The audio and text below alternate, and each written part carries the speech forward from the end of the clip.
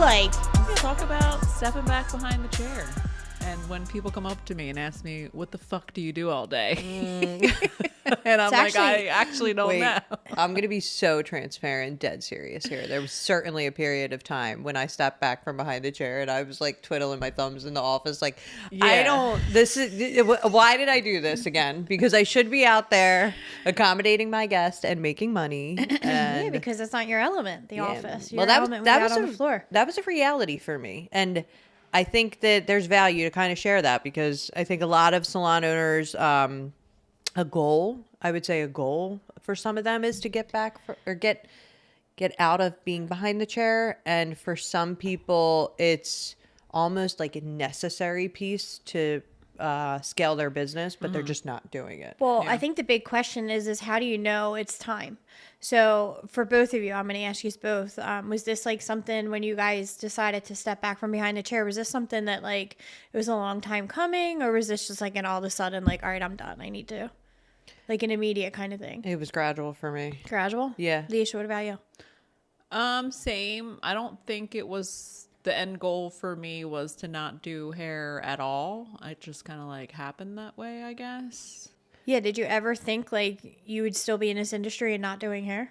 No. Like when I go back to 2014 when we opened, no, I didn't really see a future where I would not be behind the chair. I just felt like that was what was driving me.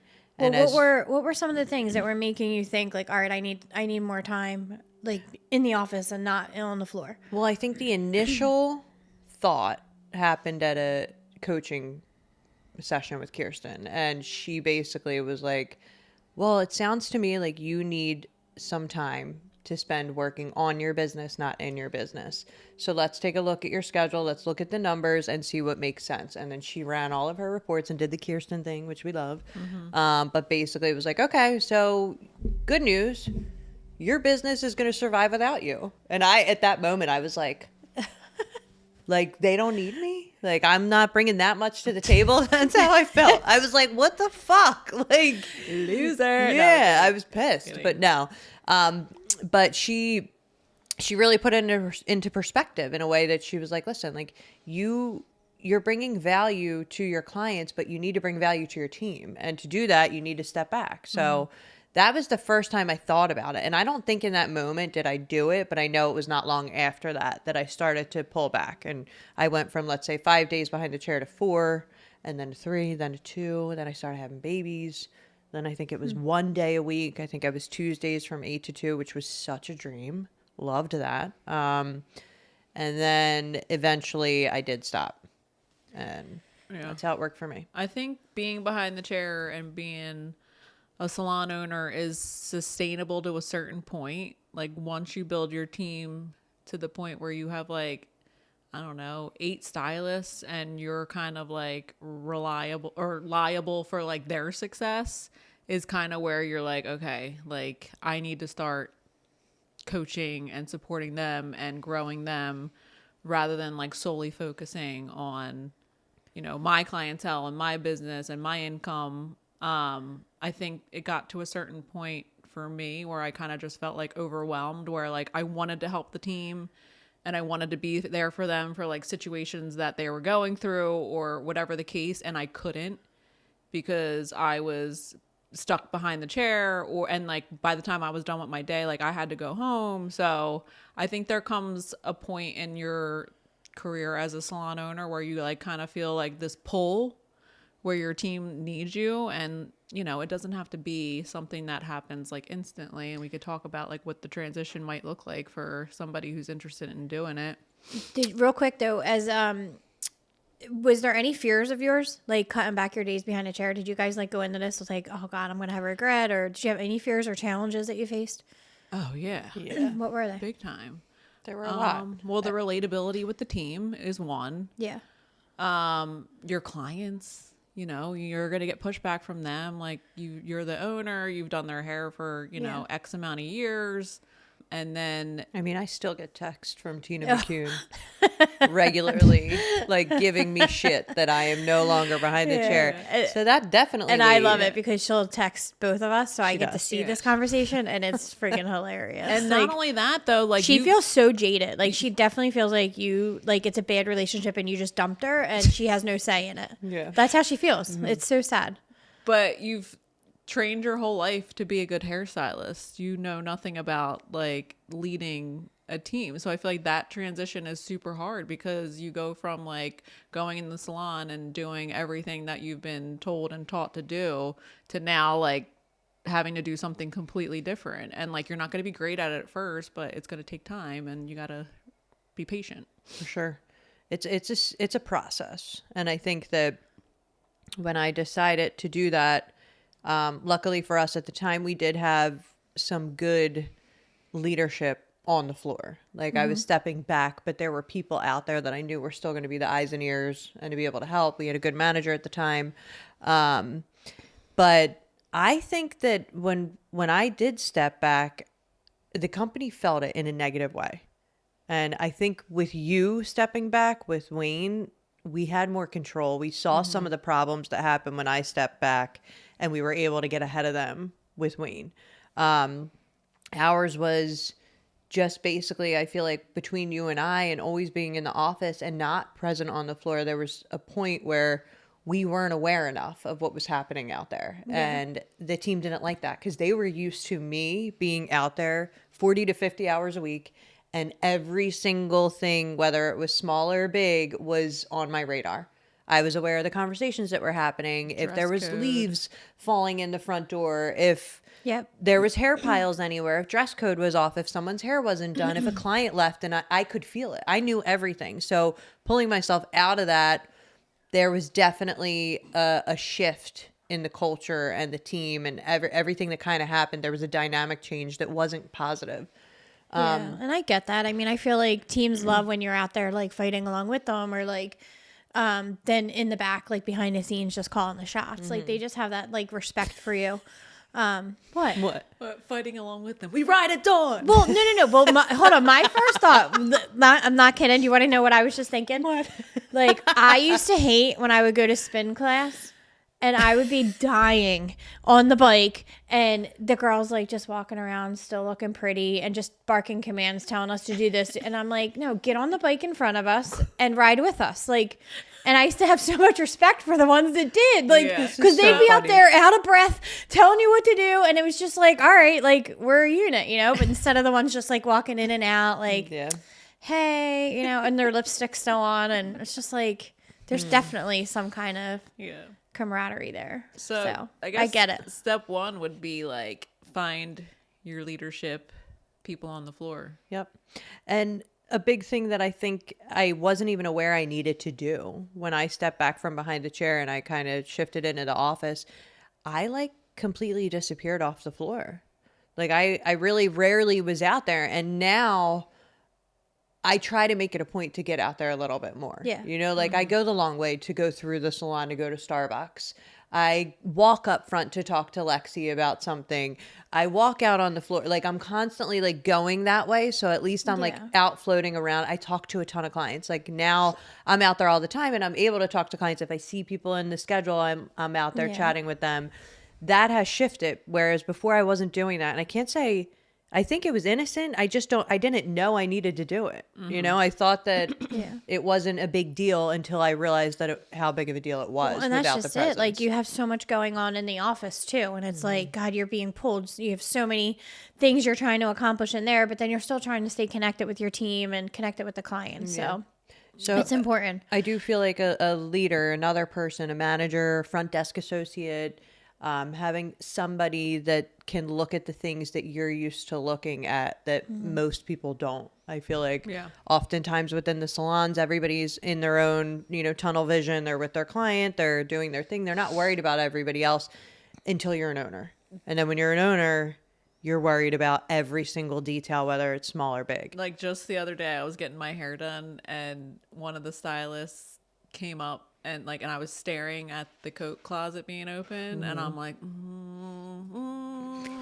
And then finally, like, one of the stylists came up and closed it, and I like grabbed it. I was like, thank you so much. I texted you yesterday a picture. I got a shampoo yesterday, and I'm looking at the ceiling tile, and I'm like, this is so gross. Like, how come no one has come to me and been like, I know.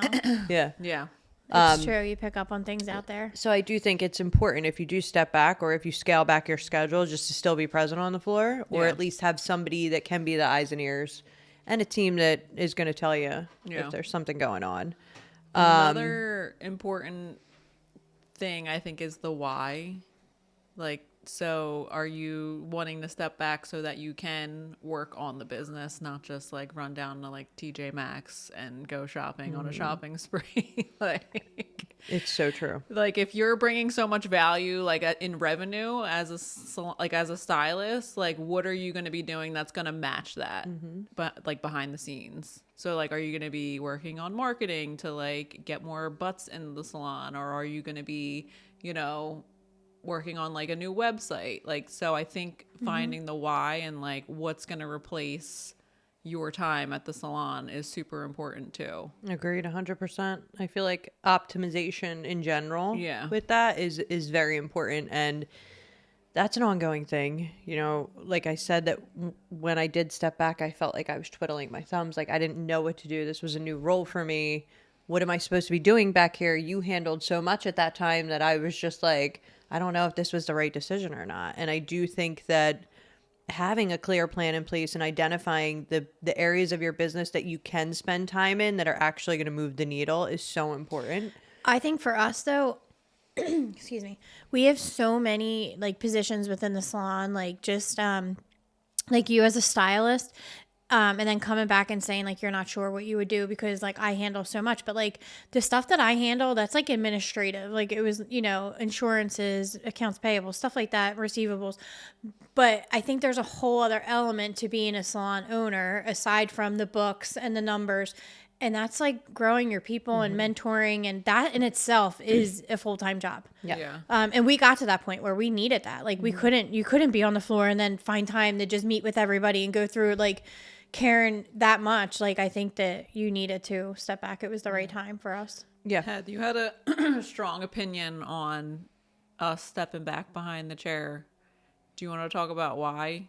That is true. And like, there's definitely been times where like situations will come up and it would be like, I would talk to Monica about something and I would say, should I just handle this like with someone or so-and-so or the team?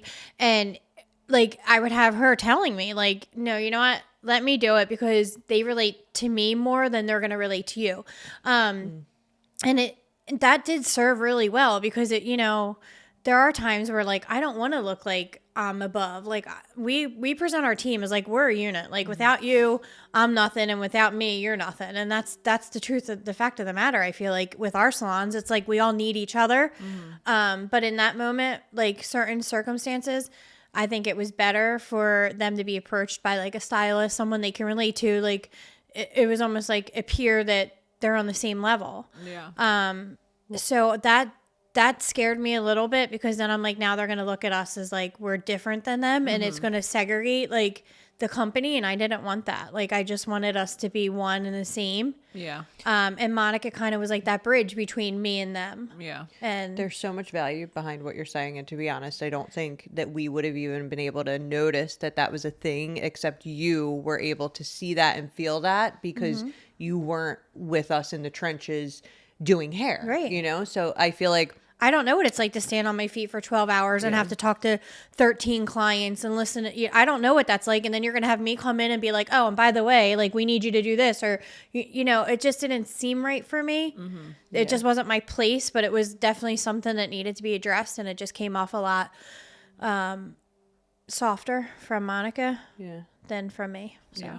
That's interesting. And I get that. Like now that we're talking through it, like I totally understand why your concerns were there and it makes a lot of sense. And even now, I think that with the employees that are with us now, there's a lot of them that have never even experienced me on the floor.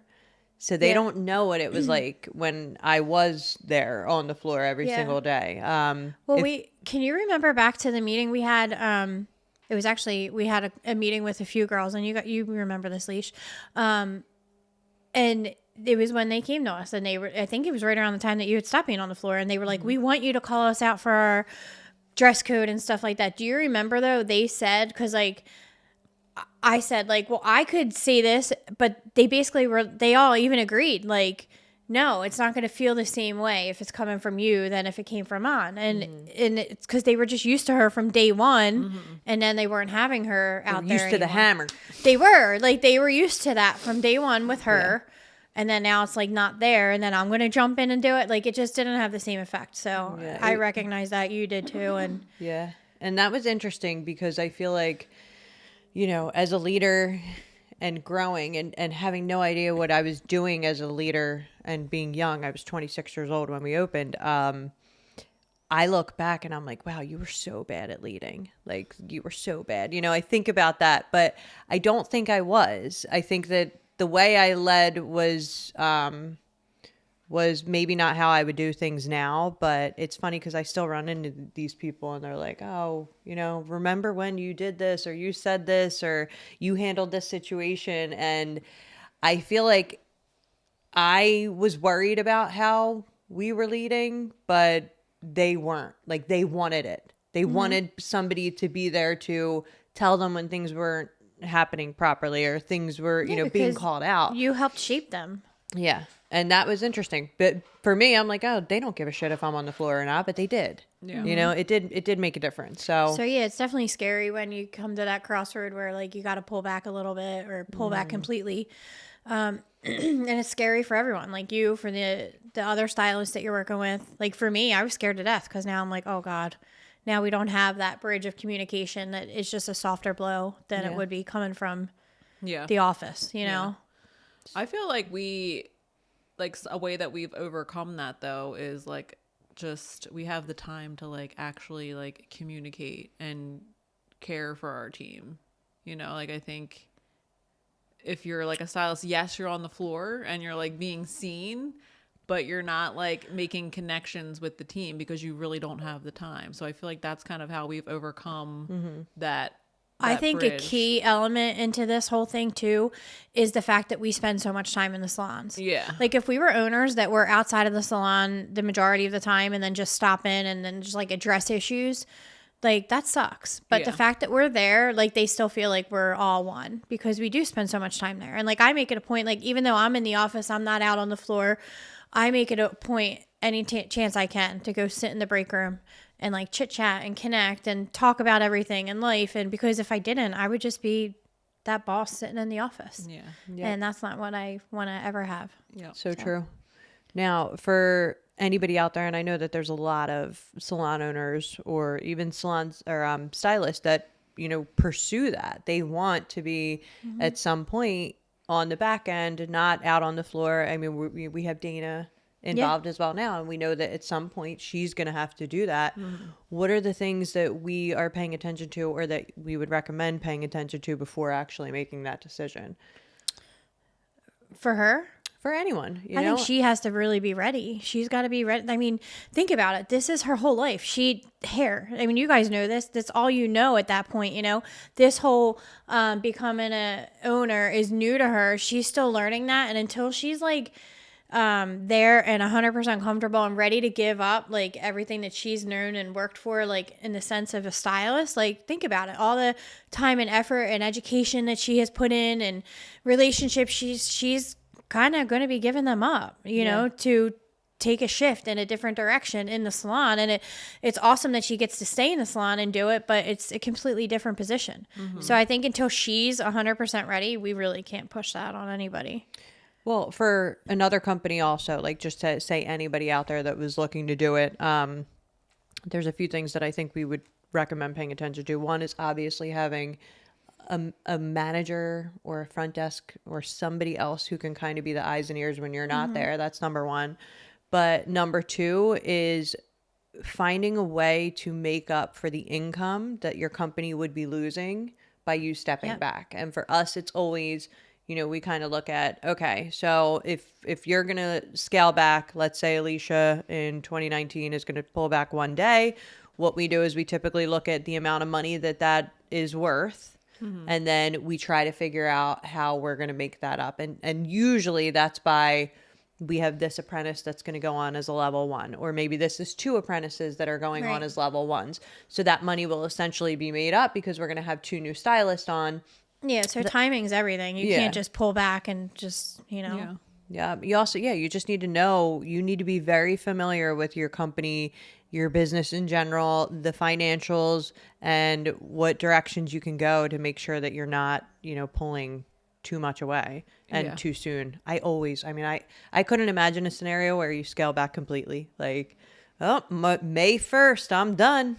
I'm out. I'm done doing hair. I'm going into the office now. Like, I would never recommend that. I think a gradual process is always the way to go. It was a transition for us, right? Like, For was sure. like we dropped one day, and then that was like our office day in the salon. I can remember. So it was after I had Amelia. That was my goal. I'm going to have Amelia, and then I'm going to step back. I'm just going to be done. And then COVID happened, and I was like, fuck that. I'm on the trenches. I am in here with these girls. Like, there's no way I'm leaving them right now. And although it was just like one shift, I think it was. But it was great, like, because that's a moment where I couldn't have imagined. I don't know how you lead a team through something like that without being a part of that. I mean, did you feel that way? Yeah, for sure. Yeah. I don't think it was that baby though. Was it Alana? maybe I think so. a baby? It was Yeah, just a a baby. baby. A Just one of baby. those babies. Yeah, but that was like the plan, I think, for both of us. And then we were like, yeah, that's not happening. Yeah. Never mind.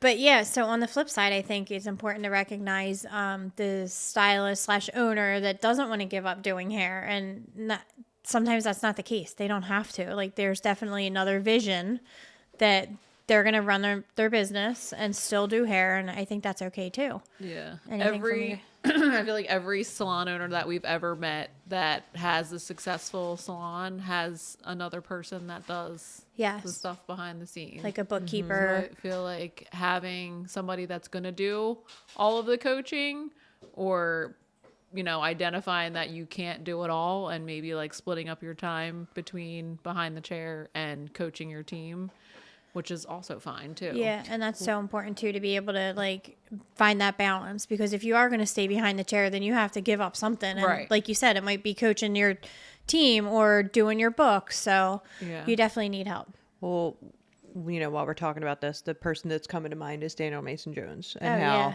he is still so active behind the chair and in his salon and his clientele. Like, it's such a part of him that every time he talks, or everything that he does, it's always focused around his team and his clients. Yes. It's not the business. Like, the business isn't what's No, Jody is Yeah. the driving factor. He's that flame Yep. for the business, I feel like. But I But also- Daniel is what Daniel does behind the chair and incredible. how much revenue he's actually creating for his businesses. And Yeah. I'm not saying that's why he's staying behind the chair. I think it goes so much deeper beyond that. But he's an example of someone who, I don't know if I were in Daniel Mason Jones' shoes, if I would step back either. yeah. Like, that is quite a financial situation to step away from. Yeah. And I think there's probably a lot of stylists out there today. I mean, with the extension services and these high ticket services, like, it doesn't have to be the type of thing where you do step back. Like, you can definitely find balance and, maybe pay somebody to help offset it and still allow you to be behind the chair to pursue that, because that money's not like, I mean, sure, it's made up somewhere, but when you're talking about that type of financial income, I can see why people would be discouraged to step away. And Yeah. I think that's totally cool. I agree with that. I feel like Daniel's unique in the sense that his value is not only the business side, but his value is his employees, well, his team and his clients. Like, that's where I think he brings the most value. Yeah. And at the end of the day, like, you got to be happy.